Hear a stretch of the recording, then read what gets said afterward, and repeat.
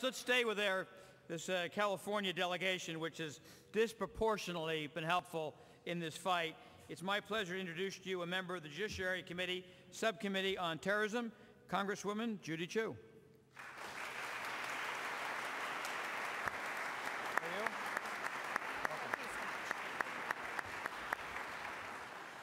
Good afternoon. What an incredible crowd that you have here today.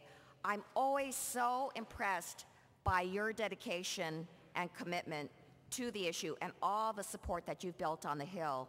And today is no different. A month ago, I saw the video of what happened in Camp Ashraf in April, and I was horrified. I could not believe what I saw. I could not believe the bulldozers and the Humvees that stormed Camp Ashraf. I could not believe the sight of troops using live ammunition and seeing men and women just mowed down.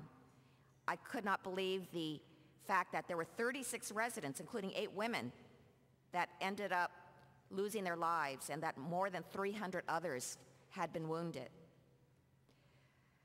Iraq has announced that it's appointed a committee to investigate this, but so far we've heard nothing about this investigation or what they found. And it is clear that an internal Iraq-led investigation is not sufficient. Instead, we need an impartial and an independent investigation into this attack.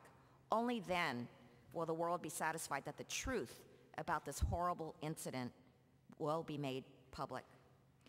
And that's why I have to announce to you that I am the co-sponsor of House Resolution 332, which calls for such an investigation to shed light on this terrible tragedy. And I'm not alone.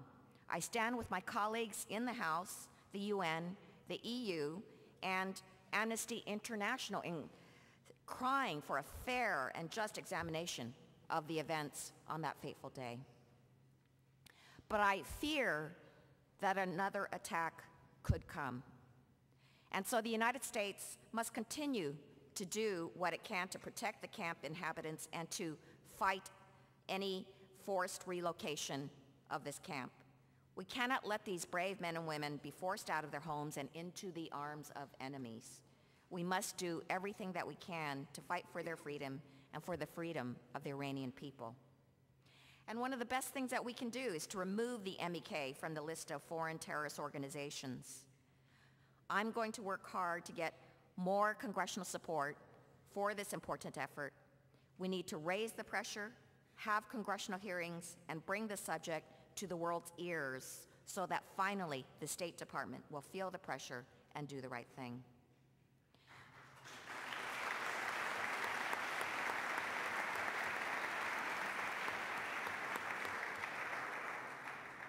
But one of the most important elements of making sure this is successful is all of you here today. Because of all your tireless advocacy, members of Parliament in Europe, military leaders, and members of Congress know about the human and civil rights abuses going on in Iran and in Camp Ashraf today. It is because of you that the international pressure is rising and that the support for the MEK and the protection of Camp Ashraf residents is growing. I want you to know that as long as you are fighting, I will fight with you, and together we can regain fair and democratic rights and treatment for all Iranian people. Thank you very much.